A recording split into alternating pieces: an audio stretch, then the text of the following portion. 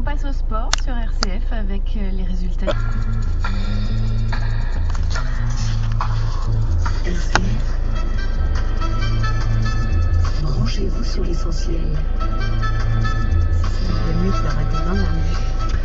On va aujourd'hui entendre le témoignage de Marjorie qui vit une situation difficile à travers son fils de 6 ans. Elle témoigne du rôle des associations de lutte contre la violence, contre les enfants également. Au micro d'Henri Rebattel, voici Du soleil entre les gouttes.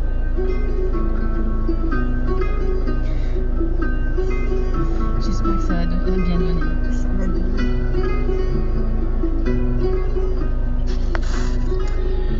Je suis aujourd'hui avec une maman qui veut témoigner d'une situation difficile et personnelle. Maman qui est mère d'un petit garçon qui vit une vie un petit peu compliquée entre le papa, la maman et les grands-parents. Bonjour Marjorie. Bonjour, alors tout d'abord je me présente, je m'appelle Marjorie Jean, j'ai 31 ans, j'ai un petit garçon qui s'appelle Pierre qui a eu 6 ans le 1er février et je suis étudiante en 3e année de théologie à la faculté de Florence. Donc pour repasser un petit peu rapidement la situation, j'ai rencontré la famille paternelle et le papa en 2005. J'ai été enceinte très rapidement. Donc c'est vrai qu'au début la famille paternelle n'était pas très pour garder Pierre. Et puis bon, après ça a été tout beau tout rose, jusqu'à découvrir un côté très possessif, très enfermant de cette famille qui ne me laissait pas du tout mon rôle de mère. Vous avez donc eu la volonté de garder Pierre. Oui, voilà. Donc moi j'ai eu cette volonté pour 2 raisons. La première, c'était un acte réfléchi et posé. Oui. Et la deuxième, effectivement, par rapport à mon éducation et à ma moralité chrétienne. Voilà. Comme je vous disais, c'est vrai qu'après, c'est démontré un petit peu un côté de la famille paternelle que je ne connaissais pas au niveau d'une violence psychologique, une possession, un enfermement que moi j'ai subi durant la grossesse. Donc je peux aussi dire que Pierre l'a subi, parce qu'on sait très bien que les enfants ressentent les choses. Oui. Qu'il a subi après à sa naissance et après et jusqu'à l'heure d'aujourd'hui d'ailleurs, par des violences physiques et psychologiques, soit des grands-parents paternels, soit du papa. Moi au début je me taisais beaucoup, parce qu'on a très peur. On a très peur pour soi, pour son enfant.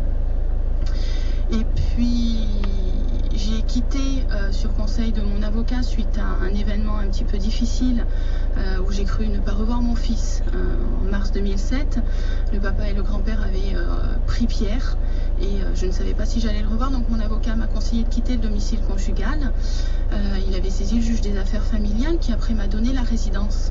Quand vous parlez de quitter, c'est quitter le domicile, effectivement, mais pour une question de sécurité. Oui, exactement. C'était pour protéger Pierre et me protéger. Donc je me suis rendue chez ma maman. C'est vrai qu'on a beaucoup été menacés par la présence du grand-père et du papa. On a fait intervenir la gendarmerie, la police, qui ont à l'époque très bien fait leur travail à ce niveau-là. Moi, suite à ça, j'ai saisi le juge des enfants en pensant protéger mon fils et en demandant d'être écouté et entendu. Et il s'est avéré que autant lui que les éducateurs n'y croyaient pas. N'y croyaient pas, je pense, comme ils me l'ont dit, pour 2 raisons. La première, le problème de mes convictions religieuses, en face de convictions religieuses au niveau de la famille paternelle qui sont assez sectaires, qui sont très basées sur l'enfermement, qui sont aussi basées sur l'initiation incestuelle, sur une possession de la part des grands-parents, sur tout un contexte aussi relatif à la mort très prenant, à la limite si une personne de la famille est malade, on va pas spécialement la soigner pour pouvoir la posséder. C'est ce qui est arrivé à Pierre quand il y a eu un changement de résidence. Et donc tout ça, la justice n'en a pas pris compte, les éducateurs non plus, donc j'ai été un petit peu livrée face à moi-même les premières années. Donc il y a eu des constats, autant des constats médicaux que des constats juridiques, gendarmerie ou autre. Voilà, donc il y a eu des plaintes au niveau de la gendarmerie, au niveau de la police nationale, il y a eu ce qu'on appelle des signalements de la part des médecins. Il y a eu des ordonnances aussi de constatation, entre autres, pour vous donner un exemple rapide, Pierre a été obligé d'aller voir un urologue en urgence parce qu'il avait un phimosis à cause des décalotages forcés posés par la famille paternelle. Donc il a été obligé d'être opéré très rapidement, mais le juge n'en a pas tenu compte. À ce moment-là, Pierre résidait dans la famille paternelle? Non, là, à ce moment-là, Pierre résidait avec moi. Pierre a résidé, il était encore avec vous? Pierre était encore avec moi. Et c'est lors d'une visite? Voilà, en fait, une visite habituelle chez le pédiatre. Et la pédiatre m'a dit amène ton fils tout de suite chez l'urologue pour faire le point. Tout ça a continué jusqu'en septembre 2009, où à l'époque, moi, par l'aide et le soutien d'un ami prêtre, j'avais commencé avec la faculté de Lyon des études de théologie, et puis j'ai eu la possibilité d'être reçue à Florence en Italie à la faculté de théologie de Florence. C'est uniquement après pour avoir une assise professionnelle. Voilà, exactement. Voilà. Une assise professionnelle et un futur pour Pierre et pour moi. Donc on va essayer de revenir, parce que c'est ce qui intéresse les personnes qui nous écoutent, sur le vécu. Sur le vécu, sur la situation de Pierre actuellement, votre situation, et aussi toute cette rencontre et démarche que vous avez faite auprès des associations existantes. Voilà. Donc en 2009, suite à la décision d'être reçu en Italie, le juge des affaires familiales a transféré la résidence de Pierre donc chez son père. Donc son père on habitait à l'époque sur Montélimar, les grands-parents. Sur quoi il s'est appuyé là, Alors il s'est appuyé sur le fait que Pierre devait rester en France pour garder des contacts avec la famille paternelle et la famille maternelle. Donc la famille maternelle a totalement été exclue dès le changement de résidence qui s'est passé en 12 heures, avec beaucoup de pleurs, et Pierre a été totalement déchiré. Il faut savoir aussi que Pierre, depuis qu'il parle, exprime très bien, soit par le dessin, soit par la parole, ce qu'il vit. Ce qu'il fait. Il a eu un suivi pédopsychiatrique très, très clair, donc qui a été interrompu puis repris à la demande du juge des enfants, mais est un enfant qui est très expressif dans sa façon d'être. C'est aussi le pourquoi je demandais au juge des enfants de l'écouter. En 2010, oui c'est ça, en janvier 2010, j'ai posé la question au juge des enfants en disant mais vous êtes juge des enfants, pourquoi n'écoutez-vous pas Pierre? Et il m'a dit je ne sais pas interpréter les paroles d'un enfant. Alors moi ça m'a fait tilt, parce que je me suis dit le nombre de femmes qui vivent ou qui ont vécu les violences psychologiques ou les violences physiques, vu qu'à l'heure d'aujourd'hui, vous pouvez le constater, j'ai encore des séquelles au niveau physique. Tous ces enfants qui ne peuvent pas être entendus parce que la justice dit il faut un âge de discernement. Qu'est-ce que signifie l'âge de discernement? Et cet âge de discernement, il a été posé par le juge? Alors, pour le tribunal, dans la Drôme, pour les tribunaux dans la Drôme, c'est 7 ans. Pour d'autres tribunaux, ça peut être plus jeune, comme ça peut être beaucoup plus âgé. Il y a certains tribunaux qui n'écoutent pas les enfants avant 12-13 ans. Il faut savoir qu'à l'heure d'aujourd'hui, au niveau pénal et civil, l'enfant n'est pas reconnu en tant qu'autorité, comme dans certains pays anglo-saxons, où même dès la conception, l'enfant est reconnu devant la justice. Donc ça dépend un petit peu, je vais dire, c'est à la tête du client, si je peux me permettre. Donc c'est aussi un gros problème par rapport à la femme et à l'enfant de faire face à tout ça. Sur RCF en Drôme et en Ardèche, du soleil entre les gouttes. On va essayer d'aborder maintenant un petit peu toute la rencontre et l'aide que vous avez eue des associations existantes. Voilà, donc suite au changement de résidence, j'ai un petit peu demandé à tout le monde de l'aide.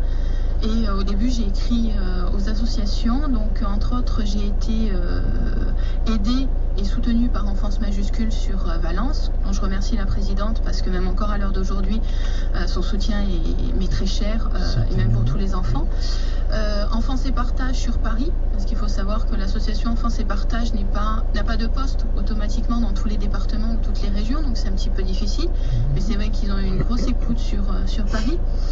Et puis l'association Femmes Solidarité Nationale qui m'a aussi beaucoup soutenue. Alors ces associations m'ont dit surtout ne te tais pas, surtout permets à ton fils de parler, continue, essaie de faire avancer, essaie de faire réfléchir.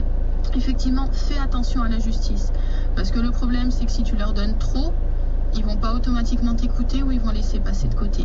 mais ne te tais pas. Et je crois que c'est essentiel que les personnes savent que quand on est violenté, que ce soit psychologique ou physique, la loi sur les violences psychologiques est passée depuis plus de 2 ans maintenant. Et moi j'ai eu l'occasion au commissariat de Valence d'avoir une personne qui a pris une plainte, qui était extrêmement compétente à ce niveau-là, qui sont à notre écoute. Alors c'est vrai qu'il y a beaucoup de publicités qui ne sont pas pris en compte. Le 3919, le 119, effectivement, ce sont des pôles qui, je pense, n'ont peut-être pas le soutien dont ils devraient avoir besoin parce que la justice ne suit pas derrière. Mais c'est vrai que moi, quand j'ai parlé des violences au niveau des commissariats ou des gendarmeries ou au niveau de ces associations, j'ai été écoutée. Donc ne passez peut-être pas par certains points, passez directement au président des associations ou moi j'ai pu le voir aussi par l'intermédiaire du soutien de ma maman, des sénateurs, des députés qui nous ont aussi aidés, qui nous ont répondu, qui nous ont dit oui, nous on est là aussi pour essayer de faire changer la loi sur les femmes, la loi sur les enfants, de façon à ce qu'ils puissent être écoutés. J'ai vu récemment qu'il y avait une loi qui avait été proposée, sujet de loi qui avait été proposé pour que les juges soient assistés de pédopsychiatres. Donc c'est vrai que ce serait l'essentiel parce que ils pourraient effectivement interpréter les propos des enfants et ne plus se baser sur un âge de discernement. Le conseil que vous donneriez actuellement, c'est de se rapprocher des associations existantes, d'avoir leur appui, parce que comme on dit, plus l'unité fait la force. Une chose est à préciser et que moi je le vis en tant que maman, mais il y a aussi beaucoup de papas qui le vivent, c'est-à-dire que le contexte de l'aliénation parentale est très proche. Donc oui, effectivement, se rapprocher de ces associations directement et puis éventuellement, ma maman a fait un site internet, donc www.pierre-enfant-martyr.org, où vous pouvez trouver une pétition à laquelle vous pouvez signer, que vous pouvez envoyer à vos maires, à vos députés, à vos sénateurs, aux présidents, aux personnes qui se présentent aussi au niveau politique, de façon à faire évoluer la loi pour nos enfants, pour les femmes et pour les hommes qui vivent ce que j'ai vécu. Et surtout une chose, pour conclure ce que j'ai à dire, c'est n'ayez pas peur de parler. Parce que c'est pas parce qu'on est face à la violence, que ce soit pour nos enfants ou pour nous, moins on parle, plus on subit. Marjorie, merci. Situation difficile, on ne peut que vous souhaiter bon courage.